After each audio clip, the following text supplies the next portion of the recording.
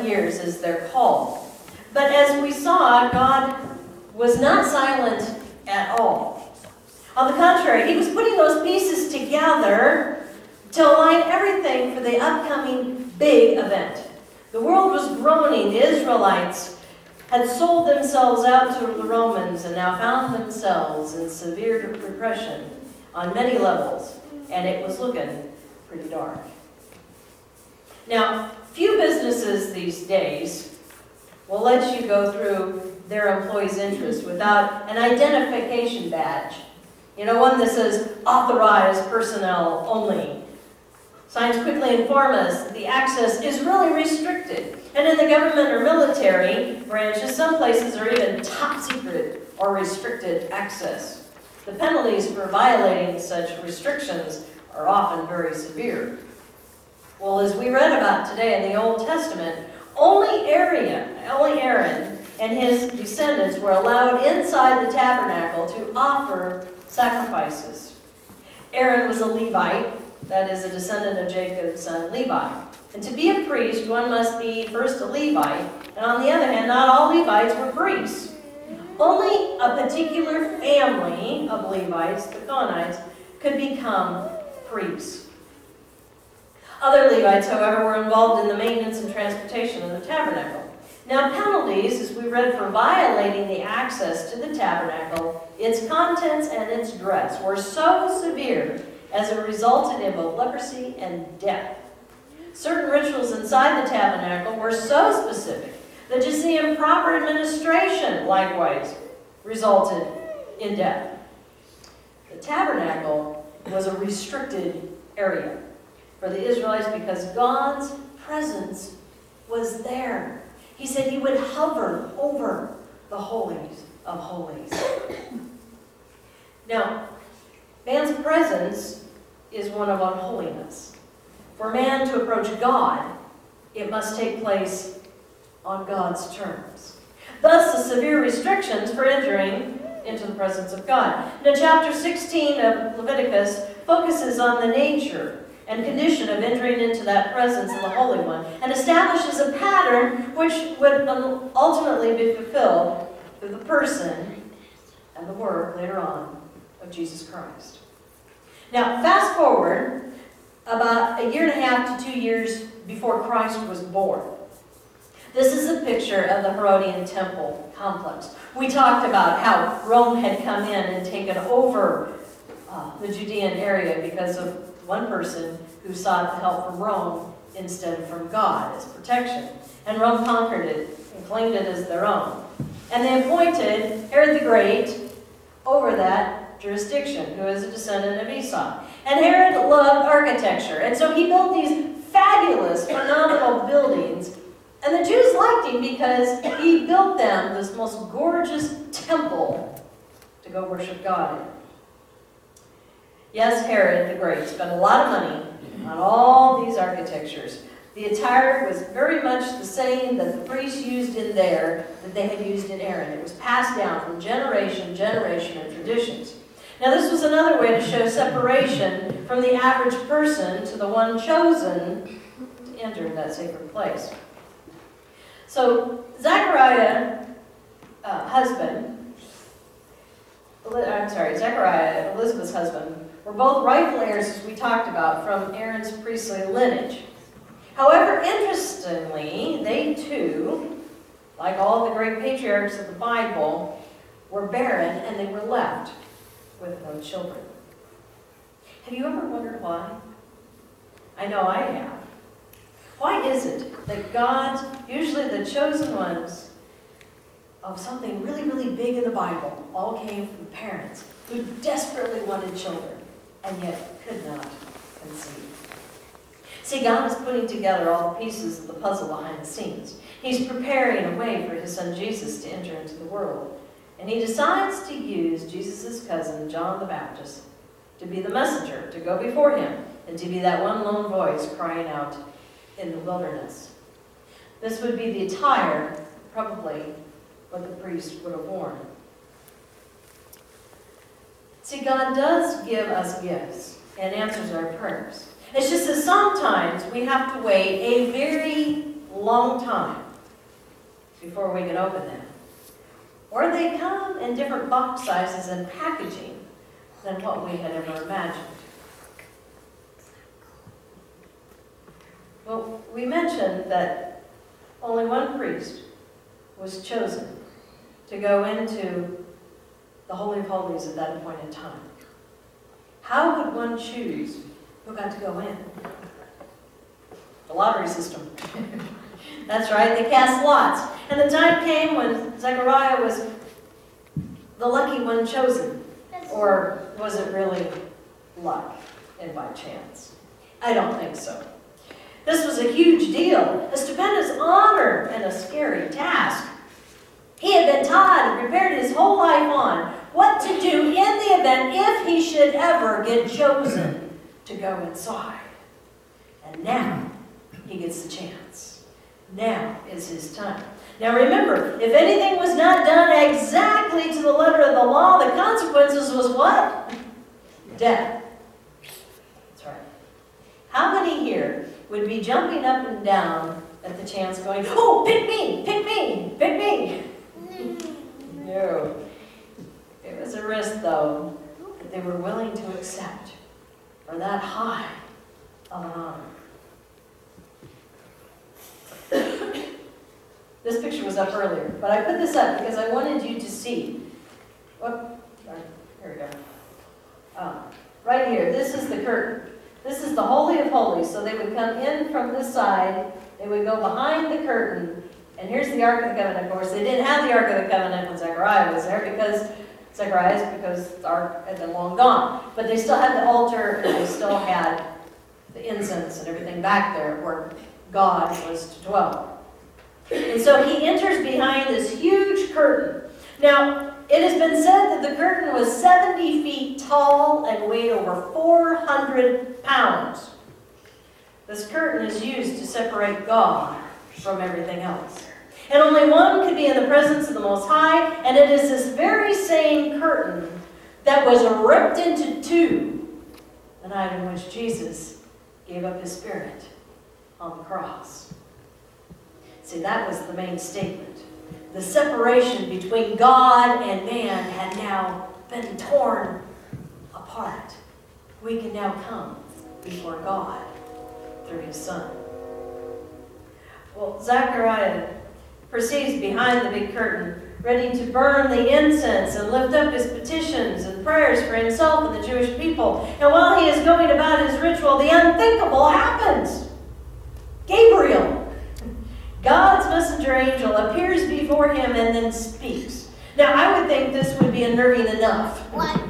But listen to what he says.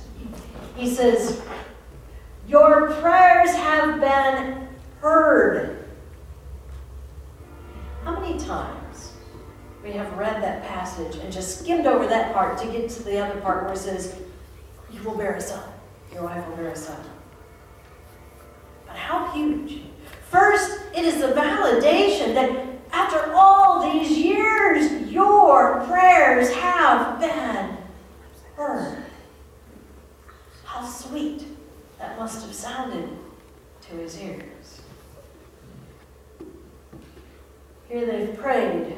They've lifted up their soul-wrenching cries for the blessing of a child thousands of times, only to feel like it was bouncing off the wall. Did they ever waver and wonder if God would ever hear them or care?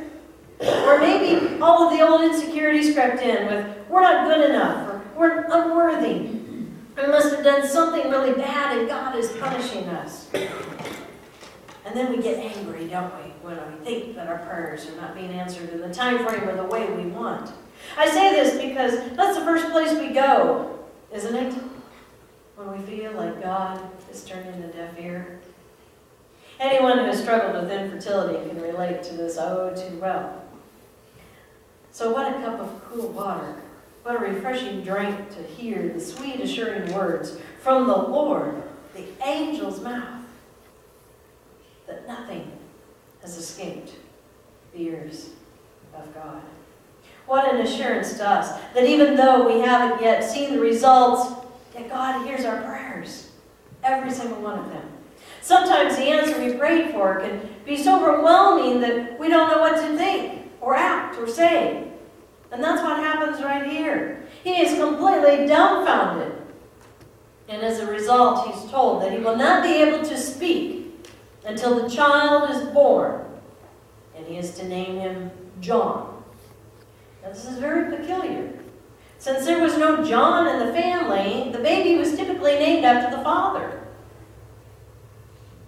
When he comes out, his appearance has changed a lot. He looks like he has just seen God. When we read this passage, I cannot help but think of the parallel between Moses and this obedient priest. And while Zacharias had not met God, there was still a presence. His hair, I think, is now probably white. That's the way he's depicted, and I know that's what happened to Moses. His face is radiating and glowing, just like Moses. But he is unable to talk. And the people know that something huge has happened, and that he has just seen a vision. And this is even bigger on another major scale, because remember, God has been silent for over 400 years. They've heard the stories, they've been told the tales, but now they are witnessing firsthand. He signs and he writes what has just happened. Now imagine if you were Elizabeth. Joy, excitement, bewilderment, and then reality. Now what? She's very old. Very, very old. Too old to have a child. For all of you mothers or grandmothers out there, you know what's going through her mind. I can't do this. There's no way. She's happy, but she's probably a little mad. Why now? Why after all these years? Why couldn't I have had this opportunity when I was younger? When I could actually chase him around to remember where I put him? That's why it says it takes a village to raise a child. Someone younger will remember where you put them. How do you wait patiently through the anxiety and the fear like that? Because fear breeds and it multiplies. What anxieties did she face? What was said about them? Throughout the Bible, those who were barren and then became pregnant, big things came of it. And the Jewish people knew that. Were people already speculating? They already knew that Zacharias had seen a vision and had been changed and he couldn't talk. Just when you think that you kind of have some of the puzzle pieces all put together, God goes and he shakes things up, leaving you with a lot more pieces again. What was the village like in anticipation? Remember, they were all looking for the Messiah. Could this be the one?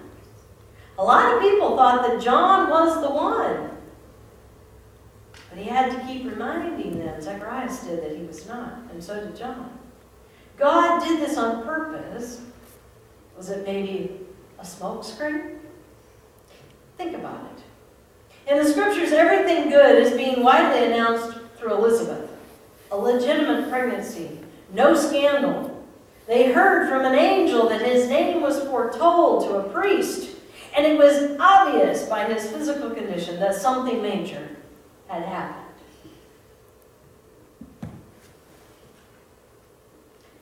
So was God trying to distract the people just a little?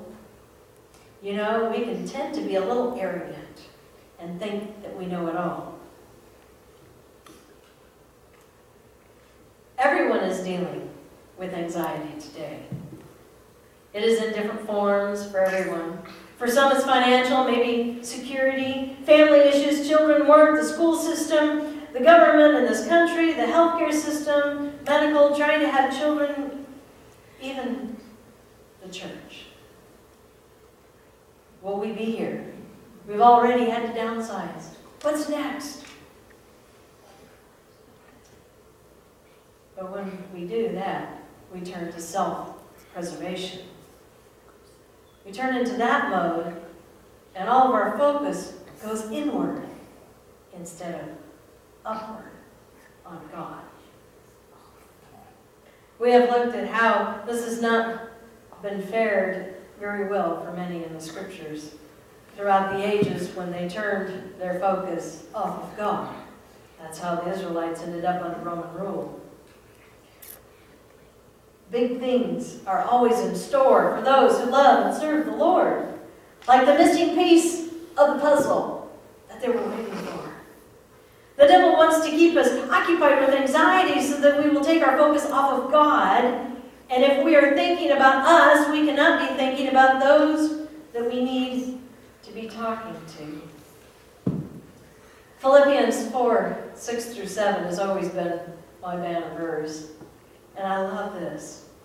Because it says, do not be anxious about anything, but in every situation, by prayer and petition with thanksgiving, present your requests to God, and the peace that passes all understanding will keep your hearts and your minds in Christ Jesus. The second week of Advent is peace. Where was the peace for Elizabeth? The wondering, the worrying. Where is the peace for us in a time of chaos and uncertainty? We looked at how just one person in those 400 years turned to government instead of to God for protection, and they lost it all. Do you see any parallels today? The coming Messiah was foretold over thousands of years ago, and guess what? So is the return of the Messiah and the Savior. But it's been foretold by Jesus himself. He is coming again. And he can give the peace that passes all understanding, even when we do not see how those pieces of the puzzle all fit together just yet.